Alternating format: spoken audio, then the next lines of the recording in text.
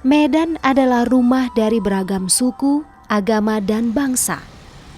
Geliatnya sejak zaman dahulu hingga kini telah membuahkan penyebaran budaya yang begitu pesat. Salah satu budaya yang memberi warna tersendiri bagi kota Medan adalah India. Atmosfer India begitu terasa di kawasan Little India atau yang disebut dengan Kampung Madras. Pada awal abad ke-19, banyak orang India Tamil datang ke tanah Delhi untuk menjadi pekerja di perkebunan tembakau. Tidak hanya orang India Tamil saja, tapi orang India Punjab juga datang mengadu nasib. Terletak di Jalan Zainul Arifin Medan, kawasan Little India ini juga menjadi destinasi wisata yang kental dengan nuansa Indianya. Perkembangan Medan yang dulu bernama Tanah Delhi ini dimulai sejak Kesultanan Delhi yang mencapai kejayaannya di tahun 1888. Sifat masyarakat Melayu Delhi yang terbuka dan harmonis terhadap keberagaman suku, agama, dan bangsa membuat Medan semakin berkembang hingga kini. Bukti keterkaitan India dengan Nusantara, khususnya kota Medan sendiri, juga dimulai dari Kesultanan Delhi. Delhi sendiri sebenarnya berasal dari kata Delhi, yang berarti ibu kota negara India. Berbicara tentang asal-usul Kesultanan Delhi, sehingga naskah itu saya beri nama Hikayat Keturunan Raja Negeri Delhi. Nah, ketika saya melaksanakan kajian ini di University Science Malaysia, saya mencari sumber asli dari naskah tersebut. Bercerita tentang asal-usul keturunan negeri Delhi. Bukan berbicara tentang bagaimana kehidupan di Kesultanan Delhi, tidak. Tapi lebih kepada asal-usulnya yang mulanya itu dibawa oleh Raja yang Delhi Khan. Orang bilang Delhi Khan, tapi yang kita bilang asal-usulnya Delhi Khan. Khan itu berasal dari negeri India yang dikuasai oleh Raja Akbar. Ketika itu Raja Akbar. Jadi si Raja Akbar inilah makanya timbul kata Delhi, yang itu artinya Delhi. Ya seperti itu, Delhi. Jadi katakan Delhi. Nah, apa yang menariknya dalam karya ini adalah lebih melihatkan bagaimana keunggulan Kesultanan Aceh yang namanya Gocah Pahlawan. Dia sebenarnya dihantar oleh kerajaan Aceh untuk menjadi panglima perang. Kampung Madras Medan menjadi destinasi wisata yang menarik perhatian pengunjung karena beberapa bangunan rumah ibadah Hindu, Islam, dan Sikh, serta kulinernya yang kaya akan keragaman cita rasa. Salah satu rumah ibadah Hindu yang ikonik adalah kuil Sri Mariamman. Kuil ini sudah berdiri selama lebih dari 1 abad. Arsitektur dan warna bangunan yang khas membuat kuil Sri Mariamman begitu unik. Arca Dewi Sri Mariaman yang berada di tengah altar menjadi alasan mengapa kuil ini disebut dengan kuil Sri Mariaman. Ia adalah dewi utama bagi umat Hindu India Selatan asal daerah pedesaan Tamil Nadu. Tidak heran bahwa Mariaman disebut sebagai dewi rakyat Tamil.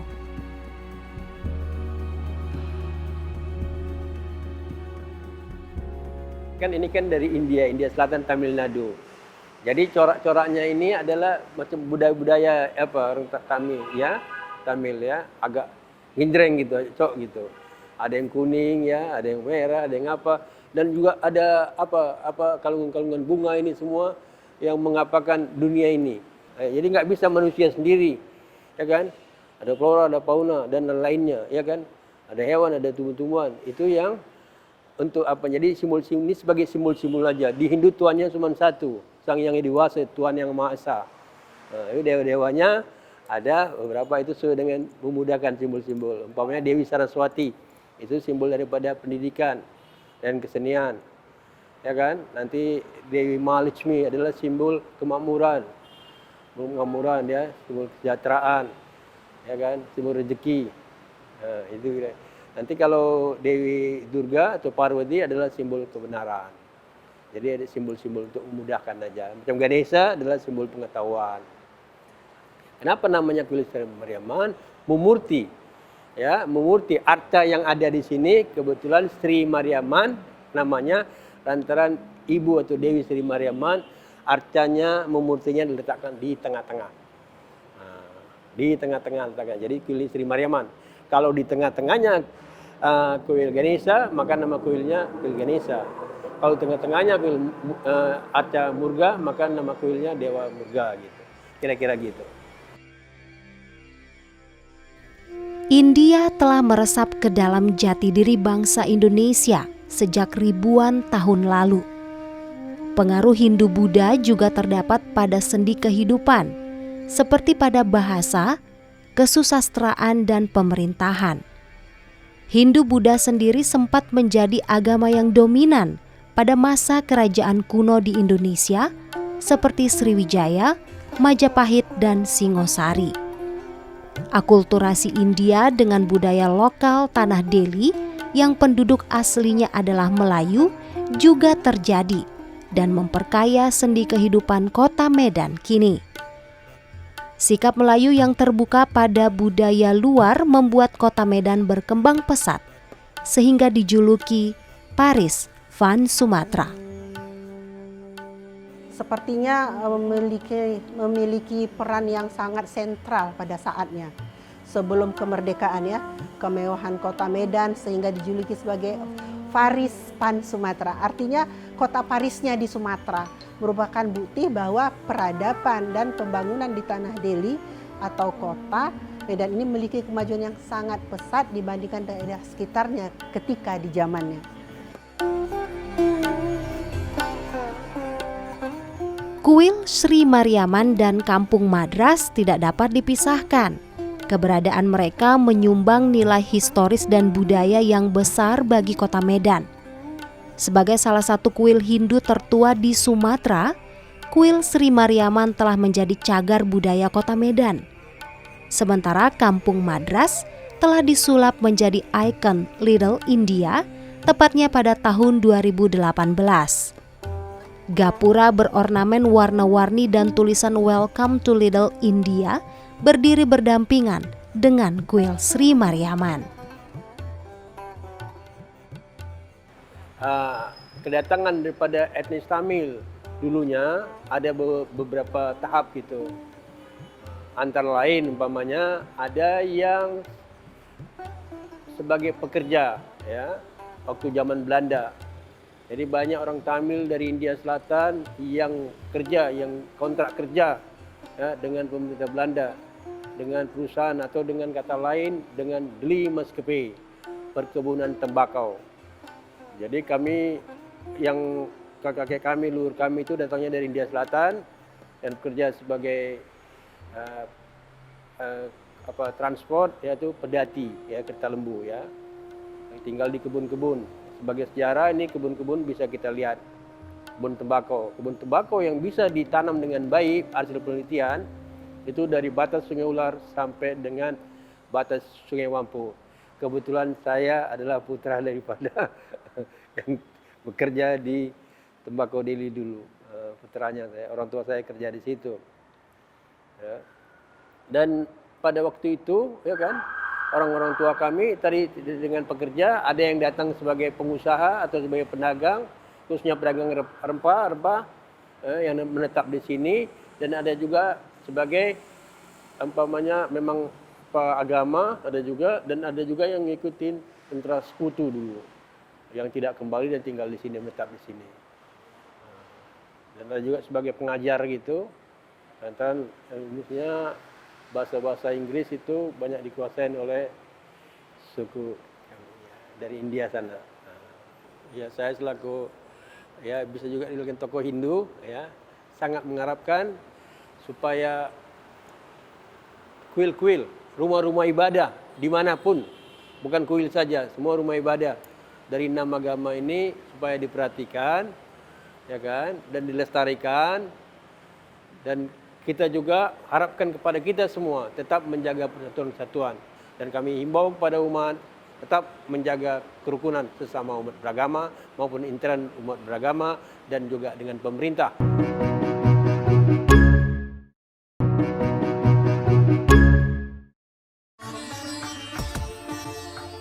Tidak hanya di Medan, kuil Sri Mariaman juga berdiri megah di kota Binjai, Sumatera Utara.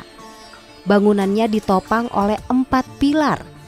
Berbeda dengan kuil Hindu lainnya, kuil Sri Mariaman Binjai ini memiliki sebuah sumur yang usianya sama dengan kuil itu sendiri. Sumur yang tidak pernah kering ini menjadi sumber mata air bagi pengunjung dan warga sekitarnya. Menurut sejarahnya, Sri Mariaman Kuil Binjai ini dibangun di tahun 1880 oleh Mutu Kapitan. Kapitan itu perantara tenaga kerja dari India untuk Belanda di Indonesia gitu. Jadi kebetulan waktu itu kapitan di zaman itu yaitu Mutu Kapitan gitu. Atas inisiatif Mutu Kapitan dibangunlah kuil di kota Binjai ini gitu. Dan permintaan lahannya dengan Sultan waktu itu Sultan Langkat yang ngasih gitu. Jadi kan Kesultanan Langkat dulu masuk kota Binjai ini. Di 1880 lah sudah ada kuil kita di sini gitu. Perkembangannya sudah cukup maju karena kita sudah melaksanakan kalau dihitung dari awal 3 kali renovasi lah. Di 1880 bangunan awal, di 1913 renovasi kedua, di 2006 renovasi ketiga kita laksanakan. Kalau Sri Mariaman Kuil Binjai ini terkhusus mengadopsi arsitektur Melayu dia. Kenapa? Mungkin juga menghargai Kesultanan Langkat. Karena kan tanahnya ini pemberian ex Tembakau Deli nih, untuk tanah kuil kita ini kan pemberian Sultan Langkat. Makanya di depan-depan itu kan ada ornamen-ornamen Melayu gitu kalau kuil kita ini gitu.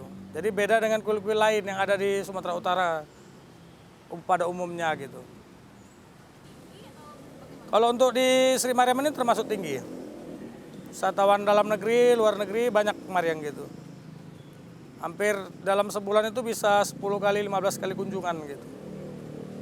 Termasuk turis-turis dari luar negeri gitu kan. Asal-masal perayaan Tai Pusap itu ya ini. Dewa Morgan di dalam itu mengalahkan ini.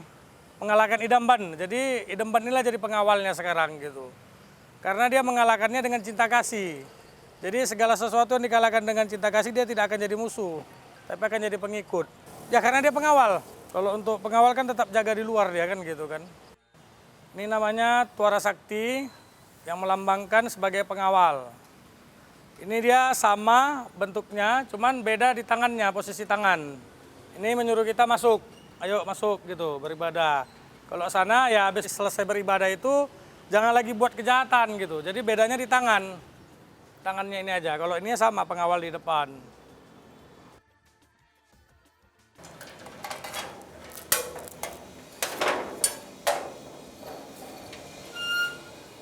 Bang kereta kencananya. Kereta kencana ini sudah berusia hampir sama dengan kuil. Kereta kencana ini dipakai pada perayaan Thaipusam untuk arakan keliling kota Binjai, yang di atasnya ditaruh arca Dewa Murga.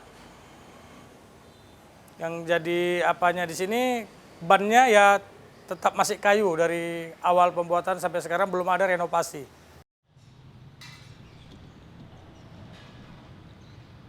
Komunitas Hindu Tamil Kota Binjai mampu beradaptasi dengan baik dalam kehidupan bermasyarakat. Salah satu buktinya adalah perayaan Hari Thaipusam yang dirayakan bersama dengan masyarakat Kota Binjai. Ambil dari multikultural di Kota Binjai. Kenapa saya bilang multikultural di Kota Binjai? Karena dalam perayaan Thaipusam itu kita hadirkan Reok Ponorogo, barongsai. Jadi kita memang betul-betul berbaur di dalam itu gitu. Jadi Thaipusam itu bukan hanya perayaan untuk umat Tamil yang beragama Hindu, tapi perayaan untuk masyarakat Kota Binjai gitu.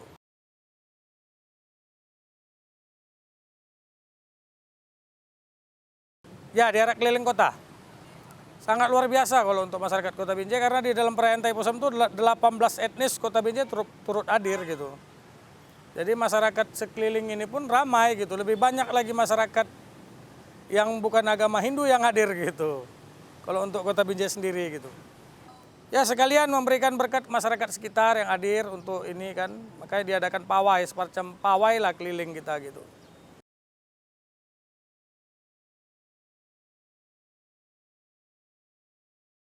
Saya kira begini, bagi umat Hindu, terutama masyarakat Tamil, itu menganggap Thaipusam adalah bagian dari perangkat peribadatan, bagian dari perayaan hari besar agama mereka. Tetapi bagi masyarakat umum, itu menganggap bagian dari hiburan yang disajikan mengatasnamakan adat istiadat tadi.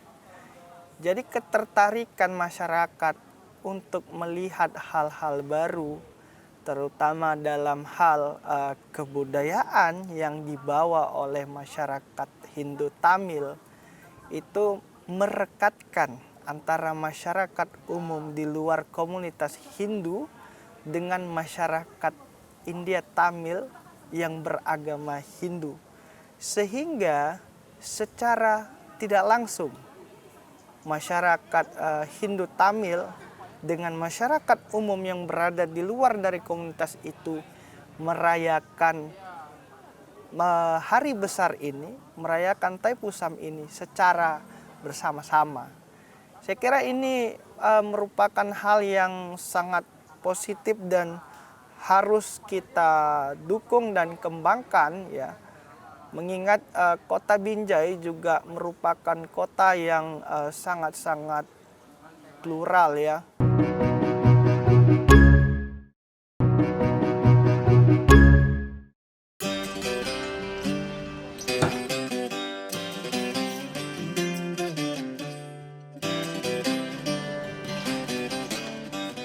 Tak dapat dipungkiri, hasanah kuliner Indonesia hari ini juga tidak terlepas dari kehadiran serta pengaruh bangsa lain yang datang ke Indonesia di masa lalu. Salah satunya adalah bangsa India. Medan sendiri juga dikenal sebagai kota kuliner. Aneka ragam masakan dengan cita rasanya merupakan kekayaan budaya masyarakat yang beragam pula. Di Medan kita dapat melihat akulturasi budaya antara Indonesia dan India di pusat-pusat pasar tradisional, di mana untuk urusan rempah-rempah atau bumbu masakan justru diracik oleh masyarakat etnis India. Masyarakat menjadikan rempah-rempah racikan etnis India ini sebagai jaminan mutu kelezatan makanan yang akan ia masak di rumah. Ini membuktikan ada banyak kesamaan selera antara kuliner India dan Indonesia.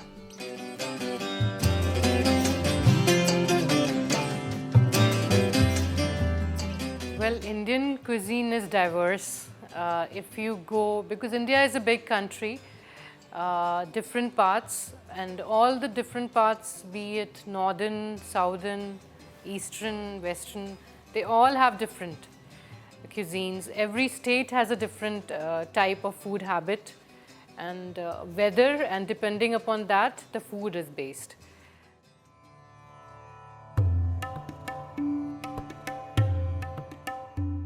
Ada banyak makanan India yang cukup dikenal di Indonesia. Sebut saja nasi biryani, kari, samosa, martabak India, dan lainnya. Kali ini kita akan mengenal lebih banyak makanan khas India, khususnya yang berasal dari India bagian utara. So today we have, let me start from the starters.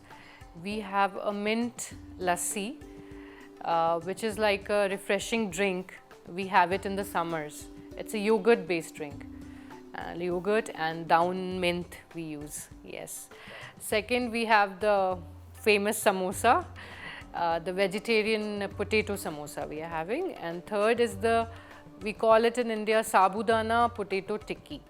It's basically sago and kentang. We use it together to make a tikki. We put it on this pan and warm it with ghee.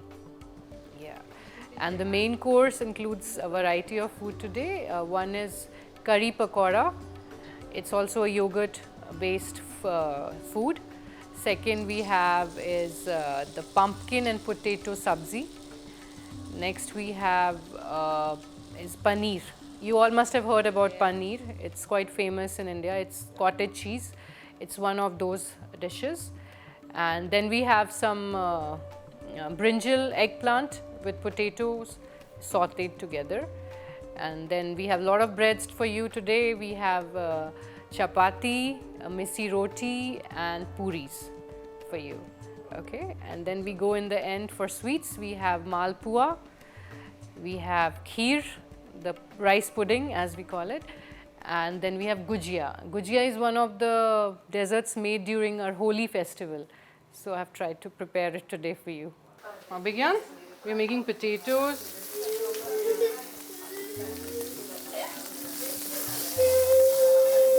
Don't cry. What happened? We'll have some aloo, potatoes.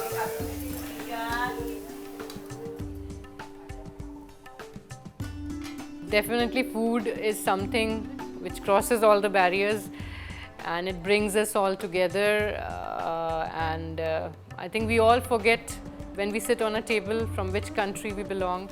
We just try to enjoy and focus on the food and the company we have, talk about the food and try to enjoy it in every way, forgetting whatever may be, which country, which religion we follow, nothing like that. It's just about food and the bonding which we have together. India telah meninggalkan corak khasnya di berbagai lini kehidupan Nusantara. Sebuah warna yang juga menjadi khasanah budaya bangsa. Warna yang menjadi simbol keharmonisan dalam keberagaman dan juga kekayaan seni budaya yang harus senantiasa dijaga oleh kita sebagai bangsa yang besar dan menghargai sejarah dan jati dirinya.